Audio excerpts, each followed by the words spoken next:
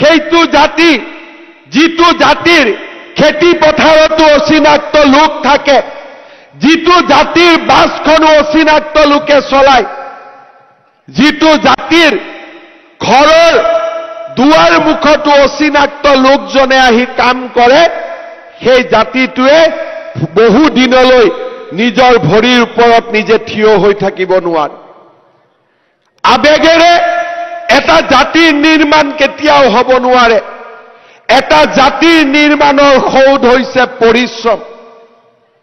আবেগেৰে নহয়, এটা জাতিৰ নিৰ্মাণৰ সোণালী সৌধ হৈছে বিবেক। যেতিয়া বিবেকেৰে আমি পৰিচালিত হওঁ, বুকুত অদম্য সাহসেৰে আমি আত্মনিৰ্ভৰশীলতাৰ ফালে আগুৱাই যাওঁ, তেতিয়া সেই জাতিটোৰ ভৱিষ্যতক কোনেও ধৰি ৰাখিব নোৱাৰে। মই অসমৰ যুৱক যুৱতীসকলক আহ্বান জনাম, আমাৰ আন্দোলন হ'ব লাগিব আমাৰ খেতি পথাৰত, আমাৰ আন্দোলন হ'ব লাগিব আমাৰ উদ্যোগ খণ্ডত, আমাৰ আন্দোলন হ'ব লাগিব পৰিবহন খণ্ডত, আমাৰ আন্দোলন হ'ব লাগিব অসমক অৰ্থনৈতিকভাৱে স্বাৱলম্বী কৰাৰ দিশত।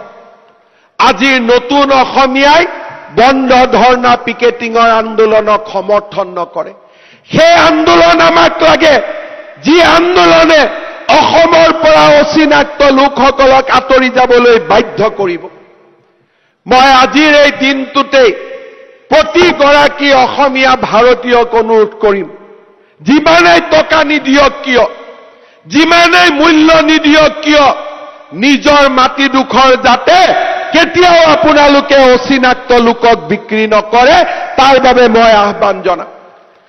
এই জামুগুৰি হাটৰ পবিত্ৰ মঞ্চৰ পৰাই মই বৰপেটা, নগাঁও, মৰিগাঁও, নলবাৰী, ধুবুৰী, গোৱালপাৰা ৰাইজক আহ্বান জনাম, দৰঙৰ ৰাইজক আহ্বান জনাম, কোনোবাই এটা টকা বেছি দিলেও আমাৰ যাতে মাটি আমি যাতে কেতিয়াও অচিনাক্ত লোকক বিক্ৰী নকৰো, তাৰ বাবে আজি আমি এই দিনটোত পণ ল'ব লাগিব। অসমৰ ভৱিষ্যত আমি তেতিয়া সুৰক্ষিত কৰিব পাৰিম যেতিয়া অসমৰ প্ৰতিটো কামৰ ওপৰত অধিকাৰ আমাৰ থাকিব। আমাৰ মনবোৰ বেদনাৰে সিক্ত হৈ যায়, আমাৰ মনবোৰ বেদনা আৰু দুখেৰে পৰিপূৰ্ণ হয় যেতিয়া অচিনাক্ত লোকে কয় যে আমি মাছ বিক্ৰী কৰা বন্ধ কৰি দিম, যেতিয়া অচিনাক্ত লোকে কয় যে আমি নহলে উজনি অসমত কাম নহব। সেই দিনটোতকৈ চৰম অপমানৰ দিন জাতিটোৰ বাবে একোৱেই নাথাকে। কোনোবা অচিনাক্ত লোকে যদি খাৰুপেটীয়াৰ পৰা কয় যে আমি নোখোৱালে তোমালোকে খাব নোৱাৰিবা, তাতকৈ আৰু ডাঙৰ অপমান জাতিটোৰ বাবে একোৱেই হ'ব নোৱাৰে। কাৰোবাৰ অচিনাক্ত লোকে খেতি কৰিব আৰু সেই খেতিৰ শাক পাচলিৰ মূল্য বাঢ়িছে নে কমিছে তাৰ ওপৰত আমি টিভিত গৈ টক শ্ব' কৰিম, সেয়া অসমীয়া জাতিৰ ভৱিষ্যত হ'ব নোৱাৰে। অসমীয়াই বছৰৰ বাবে প্ৰয়োজনীয় নিজৰ খাদ্য নিজৰ ঘৰৰ বাৰীত উৎপন্ন কৰিছিল। দলগাঁও খাৰুপেটীয়াৰ পৰা অহা আলু, তাৰ দাম কিমান হ'ব তাৰ জল্পনা কল্পনা অসমীয়াই নিজৰ ইতিহাসত কেতিয়াও কৰা নাছিল। অসমীয়াই যেতিয়া আত্মনিৰ্ভৰশীল হ'ব, শাক পাচলিৰ দামৰ বাবে আমি টিভিৰ টক শ্ব' চাব নালাগিব, নিজৰ বাৰীখনৰ ফালে চাব লাগিব আৰু নিজৰ বাৰীতে আমি নিজে খোৱা শাক পাচলি আমি উৎপাদন কৰিব পৰা অৱস্থাত আমি আজিও আছো।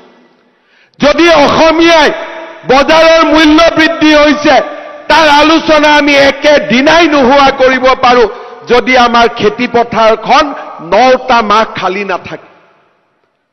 3টা মাহ খেতিৰ পিছত 9 মাহ যেতিয়া এখন খেতি পথাৰ খালী পৰি থাকিব, সেই জাতিটোৱে মূল্য বৃদ্ধিৰ বাবে টক শ্ব' কৰাৰ বাদে আন কোনো বিকল্প নাথাকে। কিন্তু যেতিয়া অসমীয়াই পণ ল'ব যে মোৰ খেতি পথাৰ এটা দিনৰ বাবেও খালী নাথাকে, মোৰ খেতি পথাৰৰ চাৰিওফালে মই মূল্যৱান গছ ৰোপণ কৰিম, এই খেতি পথাৰত মই শাক পাচলি মাহ হালধি উৎপাদন কৰিম, দলগাঁও আৰু খাৰুপেটীয়াৰ ফালে আমি চাব নালাগে। গৰুখুটি আৰু কন্যকাই সেই স্বাৱলম্বী অসমৰ আজি প্ৰথম পোহৰৰ প্ৰথম পুৱাৰ সন্ধান দিছে। এতিয়া সময় 126টা সমষ্টিতে সেই স্বাৱলম্বিতাৰ আদৰ্শ বিয়পাই পেলোৱা।